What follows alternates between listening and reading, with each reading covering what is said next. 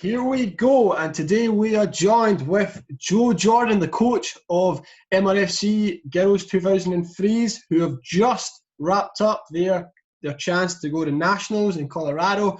First of all, welcome, and second of all, congratulations, Joe Jordan. Thank you very much. Appreciate it. Okay, so one of the games I think that established, your dominance at the top was the game against Eastern Surf, who are the current national champions for the 03s. So, we managed to play them. We had a successful game, and I want to ask you questions, Joe, specifically regarding that game against Eastern Washington Surf. Sounds good. So, first question for me is, you played a 4-4-2 formation. Why did you go with this formation?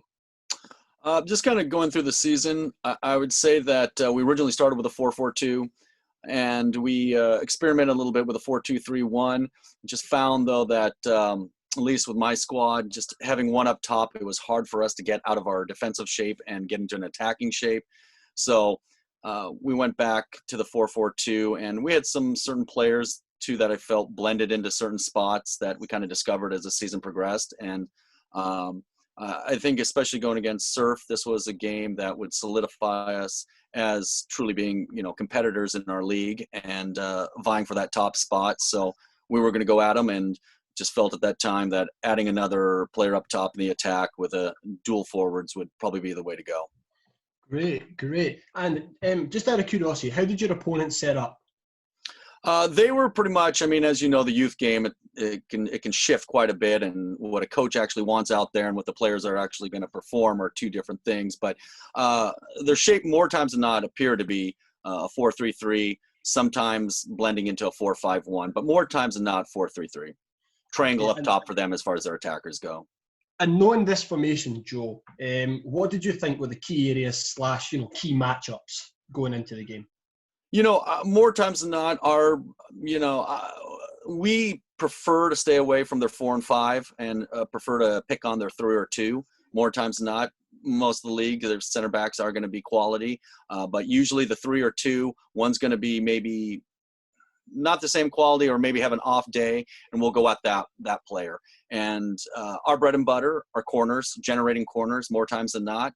And I feel if we can pick on a 3 or 2, overload one side, go at them, and generate crosses, but especially corners, it's going to be a good day for us because we have the right personnel for offensive corners. You spoke about, obviously, the fullback positions. Is that where you focus your main kind of attack? And what else did you look to do to gain advantages? And did you make any adjustments throughout the game in trying to get this advantage? With anything, especially with youth teams or all, from collegiate to travel is a factor. And maybe that's going more toward the psychology of it all. But I knew it was a long trip for them. It's a long drive from Eastern Washington, and felt like if we could pop on them first right away and go at them and stick them, we went with the 4-4-2 to start with. And I thought offensively we had a good attack. We had a good rhythm throughout most of the game, and we stuck with it. That's always the coach's dilemma of when to change and if something's not working. But at this time, I just felt like we were getting good attacks. We were generating corners, so we stuck with it. So I guess the adjustment in this one, we really didn't change because it was working well. We were combining well, especially on our right side. Our 2 and our 7 for the most part were doing well, and just combining well and getting up the field and building out of the back. And they just, at least on that day, they didn't have an answer for us on that side. And fantastic. And you spoke about corners a lot so far. Yes. Is set pieces something that you've practiced a lot of? We do, but I'd say the biggest part, I can't say enough about corners. Is there just always personalities seem to be a main factor in corners, whatever corner you have. There's certain players that always seem to be around on it, are making the play on corners. And if you can find out who those people are that are going to fit those spots, you're going to be lucky. So we do work on it, but once you actually find those players that are those key people that are afraid, that are technically good enough to get up and finish with their head and also have that aggressive nature and that desire to be there and want the ball, then the rest kind of takes care of itself. So going back, I'd say we practice, but probably not as much, because once you find those right players in the right spots, you're ready, you're set. Yeah, I mean, we'll show the highlights, but 2 goals from corner kicks really does emphasise the word personality, like you said. The last question for me is, knowing Eastern Washington Surf, their background in history, already getting their national championship and success.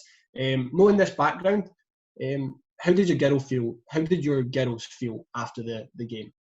Oh, it was great. It was amazing. I mean, it was just a blast. I think you're going through the league, and it's a brutal league. It's very difficult. I mean, just it's always who's going to make the first mistake and get punished for it. And but this one was an end towards the season there, where we're I believe at the top, but still barely hanging on. That game solidified them more so than not. That we can take on anyone and we can beat anyone. And it was just, like I said, a big ego booster for sure, and a lot of fun.